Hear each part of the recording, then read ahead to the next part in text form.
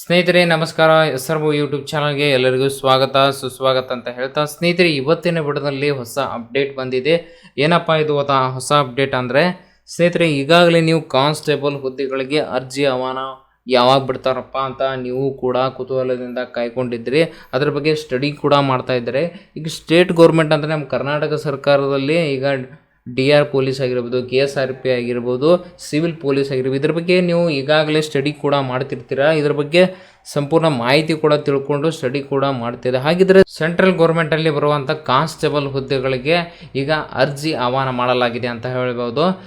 Notification ಕೂಡ ಬಂದಿದೆ. ಹಾಗಿದ್ರೆ ಕಾನ್ಸ್ಟೇಬಲ್ ಎಲ್ಲಿ ಅಂತ ನೀವು ಕೇಳ್ಬೋದು. ಓಕೆ ಸ್ನೇಹಿತರೆ, ಅದರ ಬಗ್ಗೆ ಸಂಪೂರ್ಣವಾದ ಮಾಹಿತಿನ ನಿಮಗೆ ತಿಳಿಸ್ಕೊಡ್ತೀನಿ. ಸ್ನೇಹಿತರೆ, ಯಾವ ರೀತಿ ಅರ್ಜಿಗಳನ್ನು ಸಲ್ಲಿಸಬೇಕು, ಹೇಗೆ ಸಲ್ಲಿಸಬೇಕು ಮತ್ತು ಅರ್ಜಿ ಸಲ್ಲಿಸುವ ದಿನಾಂಕ ಏನು, ಕೊನೆಯ ದಿನಾಂಕ ಏನು, ಎಷ್ಟು ಫೀಸ್ ಇರುತ್ತೆ, ನಂತರ ನೀವು SC/ST ಆಗಿದ್ದರೆ ನೀವು ಎಷ್ಟು ಪೇಮೆಂಟ್ ಮಾಡಬೇಕು, ಜನರಲ್ ಆಗಿದೆ ಎಷ್ಟು ಮಾಡಬೇಕು, ಕಾನ್ಸ್ಟೇಬಲ್ ಹುದ್ದೆನ ಅದ್ರ ಜೊತೆಗೆ SI ಹುದ್ದೆಗಳು ಕೂಡ ಇವೆ. ಸೊ ಟೋಟಲ್ ಎಷ್ಟು ಹುದ್ದೆಗಳಿಗೆ ಅರ್ಜಿ ಆಹ್ವಾನ ಮಾಡಲಾಗಿದೆ ಅದರ ಬಗ್ಗೆ ಸಂಪೂರ್ಣವಾದ ಮಾಹಿತಿ ಕೂಡ ನಿಮಗೆ ತಿಳಿಸ್ಕೊಡ್ತೀನಿ ಕನ್ನಡದಲ್ಲಿ ಅಂತ ಹೇಳ್ತಾ, ಸ್ನೇಹಿತರೆ ನೀವು ನಮ್ಮ SRO ಯೂಟ್ಯೂಬ್ ಚಾನಲ್ಗೆ ಹೊಸಬರಾಗಿದ್ದರೆ ಸಬ್ಸ್ಕ್ರೈಬ್ ಮಾಡ್ಕೊಳ್ಳಿ. ಪಕ್ಕದಲ್ಲಿರೋ ಬೆಲ್ ಐಕನ್ನ ಪ್ರೆಸ್ ಮಾಡೋದ್ರಿಂದ ನಾವು ಹಾಕೋ ಪ್ರತಿಯೊಂದು ವಿಡಿಯೋ ಏನಾಗುತ್ತೆ ಈ ರೀತಿ ನೋಟಿಫಿಕೇಶನ್ ಬರ್ತಾ ಇರುತ್ತೆ. ಸೊ ಇದ್ರ ಮೇಲೆ ಕ್ಲಿಕ್ ಮಾಡಿಬಿಟ್ಟು ನಮ್ಮ ವಿಡಿಯೋಗಳನ್ನು ನೀವು ಕನ್ನಡದಲ್ಲಿ ವಿವರವಾಗಿ ನೋಡ್ಬೋದು. ಹಾಗಿದ್ರೆ ಅದರ ಬಗ್ಗೆ ಮಾಹಿತಿನ ತಿಳಿಸ್ಕೊಡ್ತೀನಿ. ಸ್ನೇಹಿತರೆ ನೋಡೋಣ ಬನ್ನಿ. ಸ್ನೇಹಿತರೆ, ಈಗಾಗಲೇ government of India ministry railway ಅಂದರೆ ರೈಲ್ವೆ ಡಿಪಾರ್ಟ್ಮೆಂಟಲ್ಲಿ ಬರುವಂಥ ಕಾನ್ಸ್ಟೇಬಲ್ ಹುದ್ದೆಗಳು, ಅದರ ಜೊತೆಗೆ SI ಅಂದರೆ ಈ ಸಬ್ ಇನ್ಸ್ಪೆಕ್ಟರ್ ಹುದ್ದೆಗಳಿಗೆ ಅರ್ಜಿ ಆಹ್ವಾನ ಮಾಡಲಾಗಿದೆ ಅಂತ ಹೇಳ್ಬೋದು.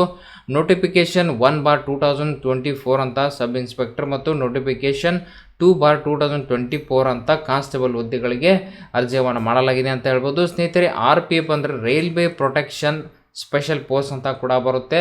ಸ್ನೇಹಿತರೆ, ಹಾಗಿದ್ರೆ ನೋಟಿಫಿಕೇಶನ್ ಎರಡೂ ಕೂಡ ಬಿಟ್ಟಿದ್ದಾರೆ ಸ್ನೇಹಿತರೆ, ಸಬ್ ಇನ್ಸ್ಪೆಕ್ಟರ್ ಮತ್ತು ಕಾನ್ಸ್ಟೇಬಲ್ ಎರಡೂ ಕೂಡ ಬಿಟ್ಟಿದ್ದಾರೆ. ಸೊ ಇಲ್ಲಿ ನೋಡ್ಬೋದು 15/4/2024 ಏನಾಗುತ್ತೆ ನಿಮ್ಮ ಅರ್ಜಿ ಸಲ್ಲಿಸಲಿಕ್ಕೆ ಸ್ಟಾರ್ಟ್ ಆಗುತ್ತೆ. ಸ್ನೇಹಿತರೆ, ಕೊನೆಯ ದಿನಾಂಕ ನೋಡ್ಬೋದು, closing date for submission of application ಅಂತ ಕೊಟ್ಟಿದ್ದಾರೆ.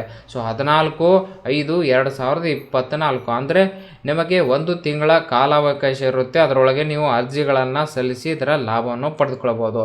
ಹಾಗಿದ್ರೆ ನಿಮ್ಮ ಎಜುಕೇಷನ್ ಏನಿರಬೇಕು ಸ್ನೇಹಿತರೆ, ಈಗ ಟೋಟಲ್ ವೇಕೆನ್ಸಿ ಎಷ್ಟು ಇರುತ್ತೆ ಅಂದರೆ 4660 ಟೋಟಲ್ ವೇಕೆನ್ಸಿ ಇಲ್ಲಿ ಕೊಟ್ಟಿದ್ದಾನೆ. ಸೊ ಇದರಲ್ಲಿ 452 SI ಅಂದರೆ ಸಬ್ ಇನ್ಸ್ಪೆಕ್ಟರ್ ಬರುತ್ತೆ, 4208 ಏನಾಗಿರುತ್ತೆ ಕಾನ್ಸ್ಟೇಬಲ್ ಹುದ್ದೆಗಳು ಬರುತ್ತವೆ. ನಂತರ ಸ್ನೇಹಿತರೆ ನೋಡಬಹುದು, ನೀವು ಈಗ SI ಅಂದರೆ ಸಬ್ ಇನ್ಸ್ಪೆಕ್ಟರ್ ಹುದ್ದೆಗಳಿಗೆ ಅರ್ಜಿ ಆಹ್ವಾನ ಮಾಡಲಿಕ್ಕೆ ಬಯಸ್ತಿದ್ರೆ ಗ್ರ್ಯಾಜುಯೇಟ್ ಆಗಿರಬೇಕು. ಗ್ರ್ಯಾಜುಯೇಟ್ ಫಾರ್ ಎನಿ ರಿಕಗ್ನೈಸ್ಡ್ ಯೂನಿವರ್ಸಿಟಿಯಿಂದ ನೀವು ಒಂದು ಪದವಿನ ಪಡ್ಕೊಂಡಿರ್ಬೇಕು. ಪದವಿನ ಪಡ್ಕೊಂಡಿದ್ರೆ ನೀವು ಅರ್ಜಿನ ಸಲ್ಲಿಸಬೇಕು. ಹಾಗಿದ್ರೆ ಏಜ್ ಅಂತ ಬಂದಾಗ ಇಲ್ಲಿ ಡಿಗ್ರಿ ಆಗಿದ್ದರೆ 20 ರಿಂದ 28 ವಯಸ್ಸಿನ ಒಳಗಿರೋರು ಮಾತ್ರ ಅರ್ಜಿನ ಸಲ್ಲಿಸ್ಬೋದು. ನಂತರ ಮೆಡಿಕಲ್ ಸ್ಟ್ಯಾಂಡರ್ಡ್ ಏನಿರುತ್ತೆ B1 ಅಂತ ಇರುತ್ತೆ. ನಂತರ ನಿಮಗೆ ಬೇಸಿಕ್ ಪೇಮೆಂಟ್ ಏನಿರುತ್ತೆ ಅಂದರೆ 35,400 ರೂಪಾಯಿ ಏನಾಗಿರುತ್ತೆ ನಿಮ್ಮ ಬೇಸಿಕ್ ಪೇಮೆಂಟ್ ಇರುತ್ತೆ.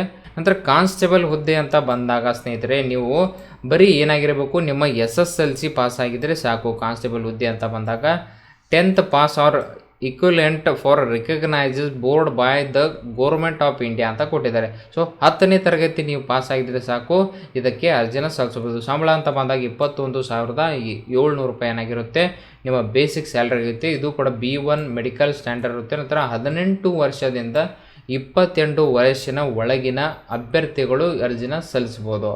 ಓಕೆ ಸ್ನೇಹಿತರೆ, ಈ ರೀತಿ ಮಾಹಿತಿನ ಕೊಟ್ಟಿದ್ದಾರೆ. ಸೊ ನೋಟಿಫಿಕೇಶನ್ ಈಗಾಗಲೇ ಬಿಟ್ಟಿದ್ದಾರೆ ಅಂತ ಹೇಳ್ಬೋದು. ನಂತರ ಸ್ನೇಹಿತರೆ, ಇಲ್ಲಿ ಏಜ್ ಬಗ್ಗೆ ಕೂಡ ಇಲ್ಲಿ ಮಾಹಿತಿನ ಕೊಟ್ಟಿದ್ದಾರೆ ನೋಡ್ಬೋದು.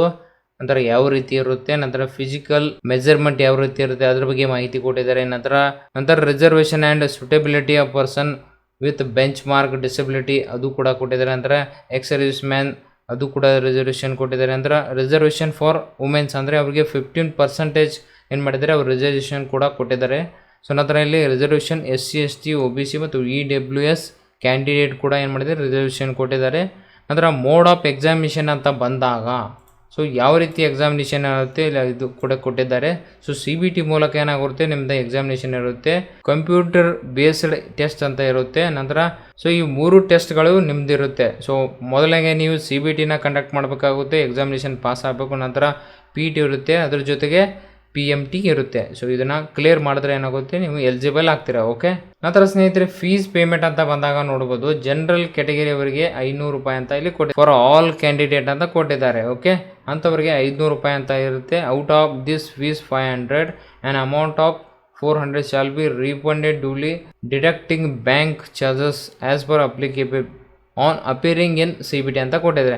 ಅಂದ್ರೆ ಏನಾಗುತ್ತೆ, ನೀವು ಎಕ್ಸಾಮ್ ಕಂಡಕ್ಟ್ ಮಾಡಿದ್ರೆ ನಿಮ್ಮ 400 ಅಂದರೆ 500 ಕಟ್ ಆಗಿರುತ್ತೆ. ಅದರಲ್ಲಿ ಅವ್ರ ಬ್ಯಾಂಕ್ ಚಾರ್ಜಸ್ ಅಂತ 100 ರೂಪೀಸ್ ಕಟ್ ಮಾಡಿಬಿಟ್ಟು 400 ಏನು ಮಾಡ್ತಾರೆ, ನಿಮ್ಮ ಬ್ಯಾಂಕ್ ಅಕೌಂಟ್ಗೆ ಕ್ರೆಡಿಟ್ ಮಾಡ್ತಾರೆ. ಯಾವಾಗ ಮಾಡ್ತಾರೆ ಅಂದರೆ, ನೀವು CBT ಎಕ್ಸಾಮ್ನ ಕಂಡಕ್ಟ್ ಮಾಡಿದ್ರೆ ಮಾತ್ರ ನಿಮ್ಮ ಅಮೌಂಟ್ ನಿಮ್ಮ ಬ್ಯಾಂಕ್ ಅಕೌಂಟ್ಗೆ ಕ್ರೆಡಿಟ್ ಆಗುತ್ತೆ. ಅದೇ ರೀತಿ SC ST ex serviceman, female, minority or economical backward classes ಅಂದರೆ EBC ಇಂಥವರಿಗೆ 250 ಇರುತ್ತೆ. ಓಕೆ, ಅಂಥವ್ರಿಗೂ ಕೂಡ ಇಲ್ಲಿ ಬ್ಯಾಂಕ್ ಚಾರ್ಜಸ್ನ ಡಿಡಕ್ಟ್ ಮಾಡಿಬಿಟ್ಟು ಮಿಕ್ಕಿದ ಅಮೌಂಟ್ ಏನು ಮಾಡ್ತಾರೆ, ಅವರ ಬ್ಯಾಂಕ್ ಅಕೌಂಟ್ಗೆ ರಿಫಂಡ್ ಮಾಡ್ತಾರೆ. ಇಲ್ಲಿ ಕೊಡಿದ್ರೆ ನೋಟ್ ಅಂತ ಕೂಡ ಕೊಟ್ಟಿದ್ರೆ, only candidates who attend the CBT will get refund of their examination fees as mention above ಅಂತ ಕೊಟ್ಟಿದ್ದಾರೆ. ಸೊ ನೀವು ಎಕ್ಸಾಮ್ನ ಕಂಡಕ್ಟ್ ಮಾಡಿದ್ರೆ ನಿಮ್ಮ ಅಮೌಂಟ್ ಏನಾಗುತ್ತೆ, ನೀವು ಕೊಟ್ಟಿರೋಂಥ ಬ್ಯಾಂಕ್ ಅಕೌಂಟ್ಗೆ ಕ್ರೆಡಿಟ್ ಆಗುತ್ತೆ. ಓಕೆ ಸ್ನೇಹಿತರೆ, ಇವತ್ತಿನ ವಿಡಿಯೋದಲ್ಲಿ RPF ಬಗ್ಗೆ ಮಾಹಿತಿನ ತಿಳಿಸ್ಕೊಡ್ತೀನಿ. ಮುಂದಿನ ದಿನದಲ್ಲಿ ಅರ್ಜಿ ಸ್ಟಾರ್ಟ್ ಆದಾಗ ಯಾವ ರೀತಿ ಅರ್ಜಿಗಳನ್ನು ಸಲ್ಲಿಸಬೇಕು, ಹೇಗೆ ಸಲ್ಲಿಸಬೇಕು, ಅದರ ಬಗ್ಗೆ ಕೂಡ ನಾನು ಮಾಹಿತಿನ ಕೊಡ್ತೀನಿ ಮುಂದೆ. ಸೊ ಈ ವಿಡಿಯೋ ನಿಮಗೆ ಇಷ್ಟವಾಗಿದ್ದರೆ ಲೈಕ್ ಮಾಡಿ, ಸಬ್ಸ್ಕ್ರೈಬ್ ಮಾಡಿ, ತಪ್ಪದೇ ತಮ್ಮ ಬಂಧು ಮಿತ್ರರಿಗೆ ಶೇರ್ ಮಾಡಿ ಅಂತ ಹೇಳ್ತಾ, ಅಲ್ಲಿವರೆಗೆ ಮತ್ತೊಂದು ವಿಡಿಯೋ ಜೊತೆಗೆ ಬರ್ತೀನಿ. ಜೈ ಹಿಂದ್, ಜೈ ಕರ್ನಾಟಕ.